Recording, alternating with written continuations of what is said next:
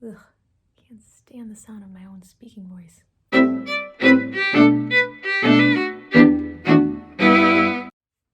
Hey everyone, my name's Kayla and welcome to my first installment of Pages and Prosecco. I talk about a book and pair a wine with it. I decided to pair Prosecco with this book. Prosecco is exciting, it's flavorful, it's beautiful, but it can also take you by surprise. I did also think about possibly doing a Zinfandel. Bold, has a high ABV, and it's spicy. That would also be a good pairing. Another pairing could be moonshine, but I wasn't trying to go there today. This is the Chloe Prosecco, product of Italy.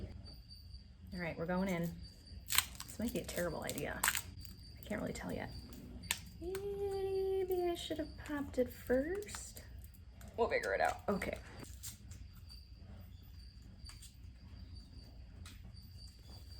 Oh, yeah. Love that sound. Cheers. Oh, damn, that's good. Okay, today I'll be reviewing Water for Elephants by Sara Gruen. Gruen. Sara Gruen. This book is a historical fiction novel. I personally really love historical fiction because it has elements of truth to it. It incorporates true factoids that are tied in with a fictional story, so it kind of takes you and puts you in that time period without just reading actual facts, like a nonfiction. This one is one of my favorites. It is funny, it's gritty, it's dark. Let's get started. Oh yeah. This book circles around the life of one man named Jacob Jankowski. The book starts with a very gripping prologue. Suddenly there's a disaster march. It's set, I believe, in a circus because everybody's screaming that the animals are loose. They're talking about a menagerie. At the end of the prologue on page 4, it says, "She lifted the stake high in the air and brought it down, splitting his head like a watermelon. His pate opened, his eyes grew wide, and his mouth froze into an O. He fell to his knees and then toppled forward into the straw. I knew how important it was to keep her secret, and keep it I did for the rest of her life and then beyond." So somebody dies, and she does it. We know nothing else. Gripping. Pulls you in the first 4 pages. We meet Mr. Jankowski in chapter 1 as a feisty old coot, the ripe young age of 90 or 93, he can't remember. He's in a nursing home, unbelievably fed up with his dull life. I feel like we forget sometimes that our elders were once young and passionate and vibrant people. And so it's really interesting how her narrative reminds us of this. One of my favorite quotes in this book is on page 8. We hear Jacob say, "Sometimes I think that if I had to choose between an ear of corn or making love to a woman, I'd choose the corn. Not that I wouldn't love to have a final roll in the hay. I am a man, yet, and some things never die, but the thought of those sweet kernels bursting between my teeth sure sets my mouth to watering." "You're damn right." Now I want corn on the cob. Anyway, old, feisty, nursing home. Suddenly, a circus tent goes up outside of his window, and he's triggered. We can assume the man worked on a circus. Next chapter, we have gone back in time, where Jacob Jankowski is a bright young man of 23. He's taking his final exams. He's been studying veterinary science at Cornell. It's 1931. Suddenly, the dean comes in and asks to speak to Jacob.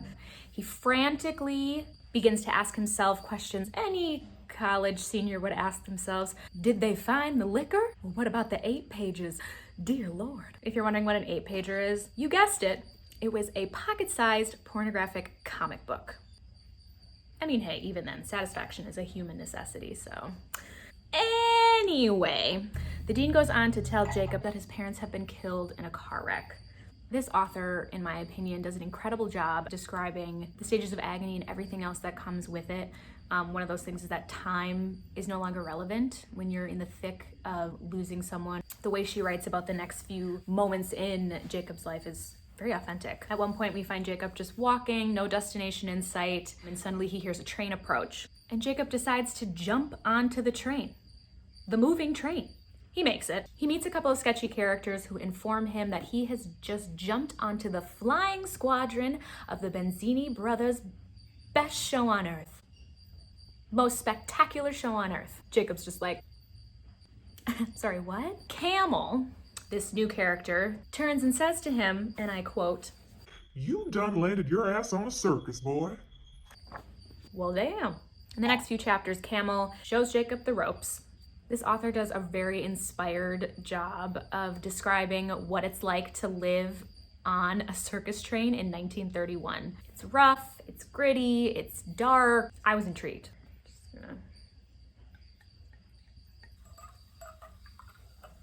Just a little bit more.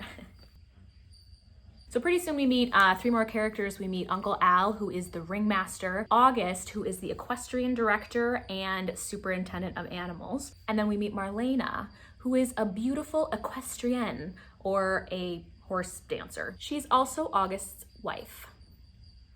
They find Jacob, they bring him into their quarters, they start to interrogate him. They end up letting Jacob stay on with the circus because he is a vet. Or basically, who needs that diploma, right? Uncle Al, the ringmaster, will basically do anything to be better than the Ringling Brothers.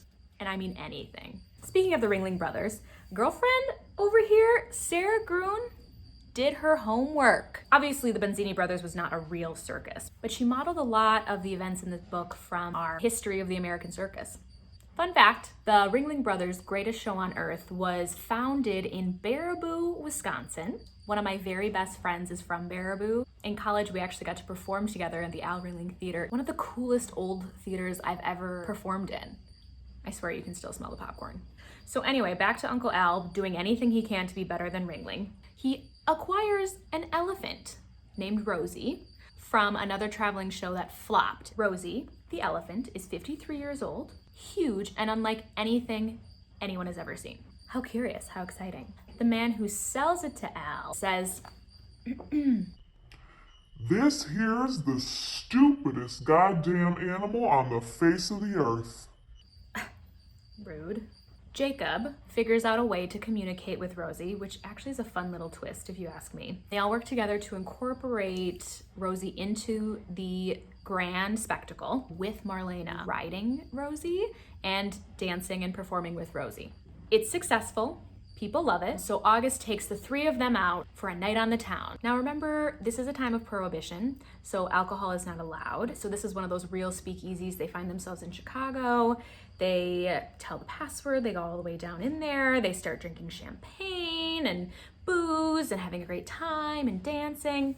And events ensue. Marlena is beautiful and kind with an intense love of animals. Jacob is just smitten with her. He's secretly falling for her.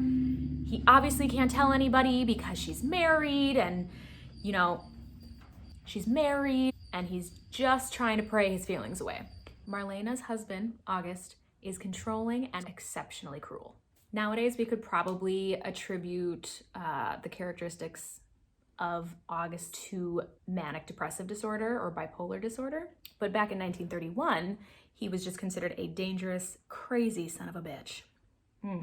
It's engrossing, and I won't give it away, but we do know from the prologue, as I stated earlier, that somebody dies and she did it. One thing I do want to say is that there is a movie version of this book. Now, if you're a reader like me, you know that the book is always better.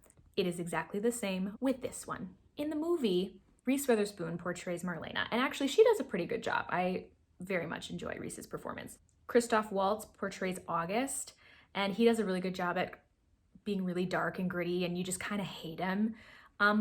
Robert Pattinson plays Jacob. Nope, sorry, can't do it. That's just my opinion, but don't do yourself a disservice, read the book. So yeah, if you're looking for a good read and you want something exciting and funny and historical, Water for Elephants, give it a try. Anyway, that's my review of this book. I highly recommend. I'm in quarantine with the rest of the world, so I'm just gonna be reading, and yeah, let me know what you thought. Cheers, happy reading.